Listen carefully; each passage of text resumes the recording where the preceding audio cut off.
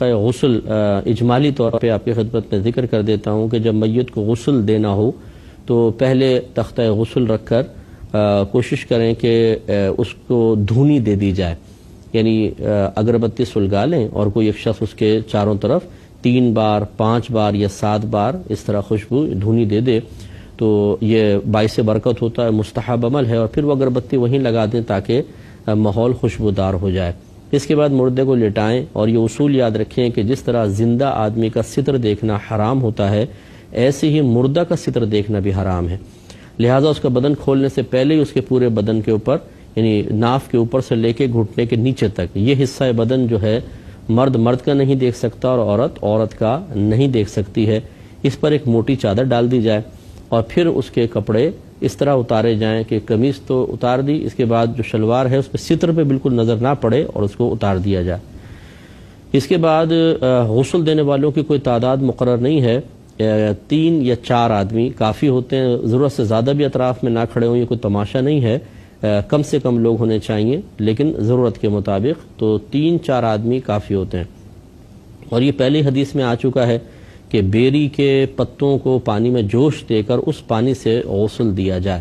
تو نیم گرم سا پانی ہو، ایسا کہ جس کو زندہ آدمی آسانی سے برداشت کر سکے، ویسے ہی پانی سے مردہ کو غسل دیا جائے گا۔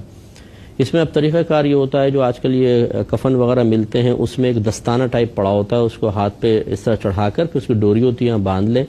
اور پھر مٹی کے ڈھیلے بھی ہوتے ہیں اور روئی رکھی ہوتی ہے، اس سے مردے کو استنجا کروایا جائے گا، یعنی جائے شرم کے اوپر وہ کپڑا پھیرا جائے گا۔ عموماً نکلتا کچھ بھی نہیں ہے کیونکہ جسم خشک ہو جاتا ہے اور اعضاء اب کام کرنا چھوڑ دیتے ہیں، دماغ کام کرنا چھوڑ دیتا ہے، لہٰذا عموماً کچھ نکلتا نہیں ہے، پھر بھی اگر ہو تو بہرحال اس کو صاف کیا جائے گا، اور اس میں دیکھنا نہیں ہوگا، بس ویسی چادر کے نیچے سے استنجا وغیرہ کروا دیا جائے گا۔ اس کے بعد پھر سب سے پہلے میت کو وضو کروایا جائے گا۔ یقینی سی بات ہے کلی اور ناک میں پانی چڑھانا تو ہو نہیں سکتا، تو چہرے دھونے سے ابتدا کی جائے گی، پہلے چہرہ دھویا جائے گا، پھر سیدھا ہاتھ کوہنیوں تک، پھر الٹا ہاتھ کوہنیوں تک، اس کے بعد دونوں پیر دھوئے جائیں گے، اور اگر چاہیں تو کوئی روئی گیلی کر کے اس کے دانتوں پر اور اس طرح تھوڑی روئی گیلی کر کے ناک کے نتھنوں کے اندر بھی ڈال دیں تو یہ کلی اور ناک میں پانی چڑھانے کے قائم مقام ہو جائیں گے۔ یہ کمپلیٹ کرنے کے بعد اب میت کو الٹی کروٹ لٹائیں۔ جب الٹی کروٹ لٹائیں گے تو سیدھی جانب اوپر آ جائے گی، کیونکہ سیدھی جانب سے ابتدا کرنے کا جیسے حدیث میں کہا گیا ہے، حکم موجود ہے، تو اس کو سیدھی جانب لٹائیں، اور اس میں پہلے خیال کر لیں کہ چادر کو تھوڑا سا پیچھے کھینچ لیا جائے تاکہ جب وہ میت ٹیڑھی ہو تو ایسا نہ ہو کہ اس کی مطلب اس کے بیک سائڈ یا کوئی بھی چیز ظاہر ہو، ستر بالکل ظاہر نہیں ہونا چاہیے، اور سیدھی جانب کر کے پھر پانی سر سے لے کر پیر تک پورے پانی کو، پورے ٹخنوں تک پانی کو بہائیں، بلکہ پاؤں کے ناخن تک بہائیں، اور اس کے بعد پھر الٹی جانب کو اس طرح سر سے لے کر پاؤں تک بہائیں۔ وضو کے بعد بعض جگہ یہ بھی لکھا ہے کہ اس کے چہرے کو، سر کے بالوں کو دھو لیں، تو یہ آپ اس میں بھی کر سکتے ہیں، پہلے بھی کر سکتے ہیں، اس طرح پورے بدن پر پانی بہہ جائے گا۔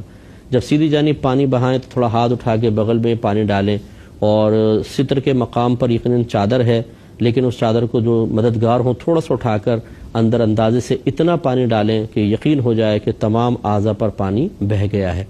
اسی طریقے سے پھر الٹی جانب اس کے اوپر کریں اور سر سے لے کر پاؤں تک پانی بہائیں۔ اس کے بعد میت کو آہستہ سے بٹھائیں، اگر وہ اکڑی ہوئی نہ ہو، ویسے تو لاش اتنی اکڑ جاتی ہے کہ بیٹھتی نہیں ہے، لیکن اگر نیا مردہ ہو بالکل اور فوری طور پہ غسل دیا جائے تو پھر وہ بیٹھ بھی جاتا ہے، اور آہستگی سے اس کے پیٹ کو دبائیں، آہستگی سے، اگر کچھ ہو نکلے تو پھر اس کو دھو دیں۔ پورے غسل کا اعادہ، پورے غسل کو دوبارہ لوٹانا کوئی لازم نہیں ہے، اور عموماً نکلتا کچھ نہیں ہے تو سنت پوری کرنے کے لیے اس طرح کر لیں۔ اور اب ایک بار پورے بدن پر، سر کے بالوں سے لے کر پاؤں کے ناخن تک ایک بار کافور ملا پانی ڈالنا سنت کریمہ ہے، جیسے کہ حدیث میں بھی تھا اور آگے بھی آئے گا۔ اور یہ کافور کی ٹکڑیاں اسی کفن کے ساتھ ہی مل جاتی ہیں، سفید سفید کلر کی ہوتی ہیں، اس کو اچھی طرح ہاتھوں سے پیس کر اسے پانی میں گھول لیں، پورا مکس تو نہیں ہوتا، ڈلی ڈلیاں چھوٹی چھوٹی رہ جاتی ہیں، لیکن بہرحال خوشبو بہت اچھی ہو جاتی ہے، اور سر سے لے کر پاؤں تک پھر اس پانی کو ایک دفعہ پورا بہائیں گے، تو یہ بس غسل کمپلیٹ ہو گیا۔ اور اس کے بعد کپڑے وغیرہ سے خشک کر کے اب کفن پہنایا جاتا ہے۔ مرد کے لیے 3 کپڑوں کا کفن ہوتا ہے اور عورت کے لیے 5 کپڑوں کا. یہ سنت ہے. مرد کے لیے 3 کپڑے، عورت کے لیے 5 کپڑے. لیکن اگر مرد کے کپڑے کم ہیں تو 2 کپڑے بھی کافی ہیں، اور 2 بھی نہ ہوں تو پھر 1 کافی ہے، ایک بڑی چادر میں اس کو لپیٹ دیا جائے. اور عورت کے لیے 5 کپڑے ہوتے ہیں کفن کے، اور ان کو پھر پہنایا جاتا ہے. تو یہی بس تمام تھوڑی سی چیزیں ہیں، اور باقی پوری تفصیل تو اب یہاں پر چونکہ میں حدیث سے ذکر کر رہا ہوں، یہ فقہی جو پروگرام ہے اس میں آپ ملاحظہ کرتے رہیں تو انشاءاللہ آپ کو اور مزید تفصیل بھی حاصل ہو جائے گی. دیتے ہیں باب الثیاب البیض للکفن، کفن کے لیے سفید کپڑا، اس کا باب. حضرت عائشہ صدیقہ رضی اللہ تعالی عنہا اس کے راویہ ہیں، اور حدیث نمبر ہے 1264. وہ بیان کرتی ہیں کہ رسول اللہ صلی اللہ علیہ وسلم کو 3 سفید سوتی کپڑوں میں کفن دیا گیا جو یمنی سحولی روئی سے بنے ہوئے تھے. اس میں قمیص تھی، نہ امامہ تھا، یہ نہ سلا و لباس نہیں تھا، نہ امامہ تھا. 3 کپڑوں میں نبی کریم صلی اللہ علیہ وسلم کو کفن دیا جو یمنی ایک سحولی روئی کہلاتی تھی، اس سے تیار کردہ کفن تھا جو سرکار کو دیا گیا. تو یہ میں نے پہلے بھی وضاحت ایک دفعہ کی تھی کہ سفید کفن دینا مستحب ہوتا ہے. نبی کریم صلی اللہ علیہ وسلم نے ارشاد فرمایا تم سفید کپڑے پہنو اور اپنے مردوں کو سفید کپڑوں میں ہی کفناؤ. لیکن یہ حکم استحبابی ہے، یعنی ایسا نہیں ہے کہ کوئی واجب ہو، تو لہٰذا کلرفل کپڑے بھی یوز کر سکتے ہیں، اگرچہ ہمارے ہاں اس کا رواج بالکل بھی نہیں ہے. اور جس چیز کا رواج نہ ہو وہ پھر نہ کیا جائے، ورنہ لوگ باتیں کریں گے اور عجیب و غریب پریشانی کا شکار ہو جائیں گے. ورنہ مختلف کلر کے کفن ہو سکتے ہیں، اور یہ ضرور ہے کہ قیمتی کفن ہونا چاہیے، بشرطے کہ وہاں پر کفن چور وغیرہ نہ ہوں، کیونکہ نبی کریم صلی اللہ علیہ وسلم نے ارشاد فرمایا کہ اپنے مردوں کو قیمتی کپڑوں میں کفناؤ. اور ایک روایت میں ہے کہ ایسے علماء نے فرمایا کہ ایسے کپڑوں میں کفنانا چاہیے کہ جیسے وہ عید پر پہنتا تھا، یعنی قیمتی کپڑے. اور نبی کریم صلی اللہ علیہ وسلم کے فرمان ذیشان ہے کہ جس طرح زندہ لوگ ایک دوسرے پر اپنے کپڑوں کے سلسلے میں فخر کرتے ہیں، ایسے ہی مردہ بھی اپنے کفن پر دوسرے لوگوں کے سامنے فخر کرتا ہے. تو اس لیے اچھے کپڑے میں کفن دینا چاہیے. لیکن چونکہ ہم لوگوں کو علم نہیں ہوتا،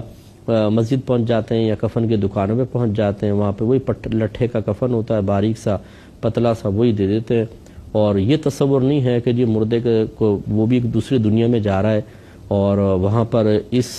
کے کفن کے سلسلے میں بھی تعلیم شرع تھوڑی بہت موجود ہے. وہ کچھ پتہ ہی نہیں ہوتا بیچارے لوگوں کو، جو جیسا بولتا رہتا ہے ویسے کرتے رہتے ہیں اور ایسے دفنا دیتے ہیں. تو بہرحال سفید کپڑے پہننا یہ مستحب ہے، کلرفل بھی پہن سکتے ہیں، کبھی کبھار سفید پہن لیں.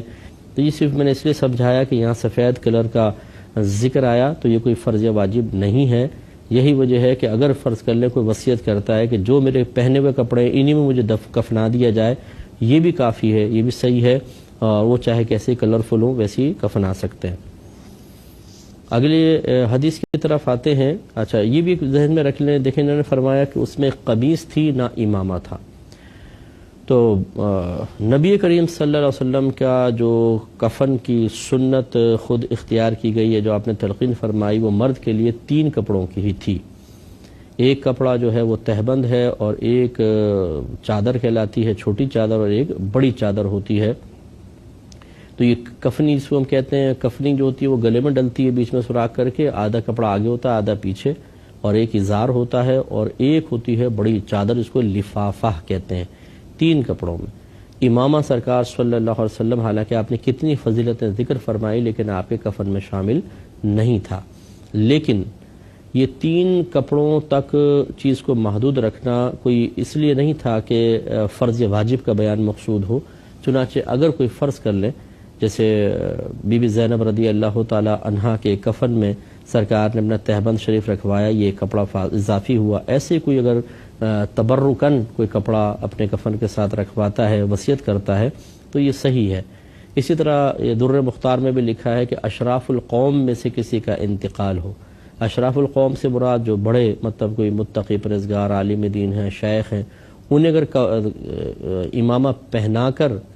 دفنایا جائے تب بھی سی گنجائش نکل سکتی ہے. لیکن سنت سے زیادہ قریب یہی ہے کہ بغیر امامے کے انسان کو دفنایا جائے، سنت سے زیادہ قریب یہی چیز ہے۔